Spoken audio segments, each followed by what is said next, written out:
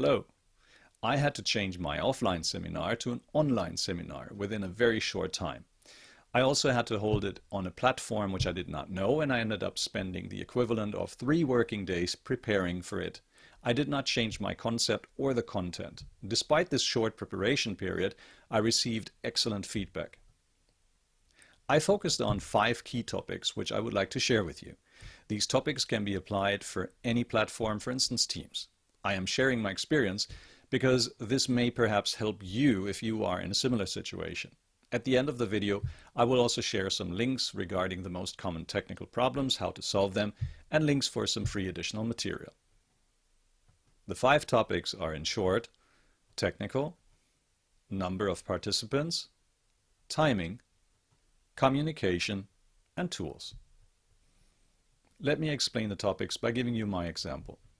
My name is Dirk Hoffman. I work as a lawyer for an international company, and I'm a lecturer at a state academy, and I regularly hold seminars. Yes? Oh, and I like to draw. Let me walk you through the topics. Technical. I spent one day learning how to use the platform. I was given an introduction course, but you can also use the tutorials on the internet. Important, I did not go for the fancy stuff. I made screenshots and took notes of the most important basic steps.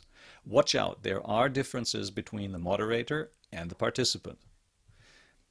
Here are the key topics. How do I access the platform, and how does a participant access the platform? What does my user face look like, and what does the user face of the participant look like? Where are the most important buttons for me and for the participants? During the first hour of the seminar, you should have a co-host who especially knows how to solve technical problems. Either you have someone join you, or you can ask one of the participants. The reason is that all participants need to feel comfortable using the platform and tools before you talk about the content.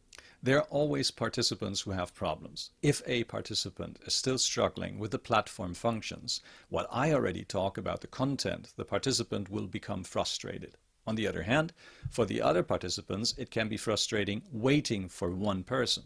While my co-host is therefore helping the last participant, I can start playing with the others with the tools that I intend to use. More about this later.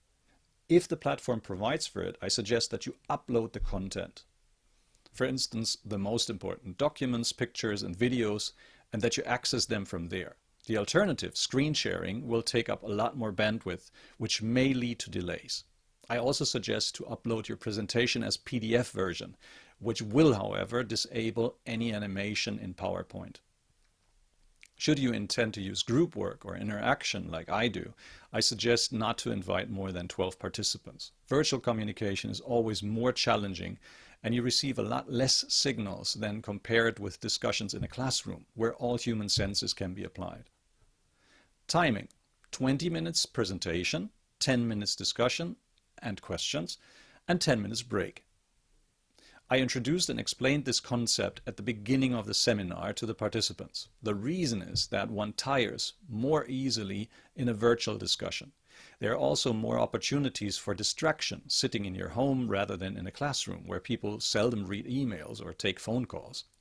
20 minutes are sufficient to introduce and explain a concept or a situation.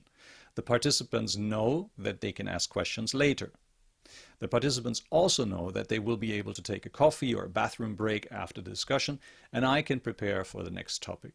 By the way, I hardly changed my presentation slides. The structured approach, when to communicate, in which way, increases the discipline, and it discourages long discussions, which happen more often in offline seminars. Communication. You can influence the participants by setting examples. For instance, if you introduce yourself talking about your 2 dogs and a cat, most participants will also mention their existing or even non-existing pets. The same concept applies if you, especially when technical problems arise, act extra calm, speak slowly, smile often, and create a positive atmosphere.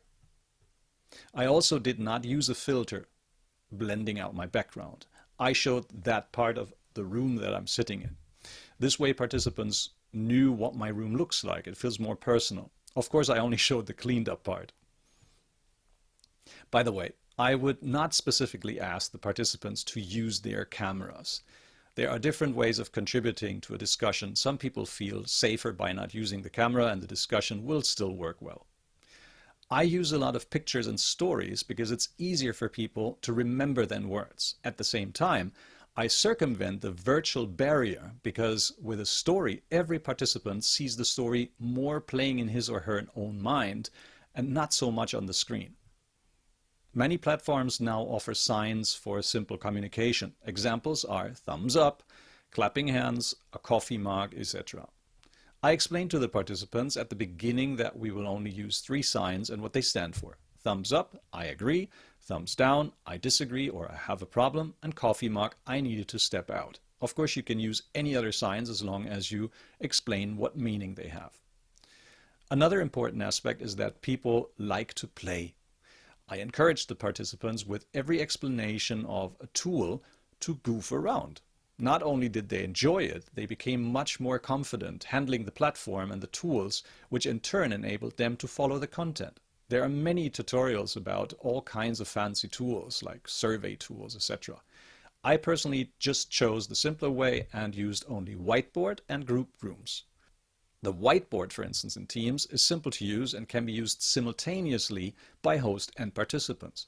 I used the following: the table for anonymous surveys, the matrix for discussions, the graph for developments, and the text function for brainstorming. This was ample for all discussions. All participants enjoyed participating, they liked to play, and we were able to scroll back and forth to the pictures we had created, and I did not have to prepare questions and potential answers on survey tools. Below this video you will find further links about solving typical technical problems and some cartoons about home office, which you are free to use in your seminars, for instance during the breaks. I hope that this video was of help to you. I wish you the best and much success. It would be really great if you could give me a thumbs up or even subscribe to the channel. Thank you very much and have a great day.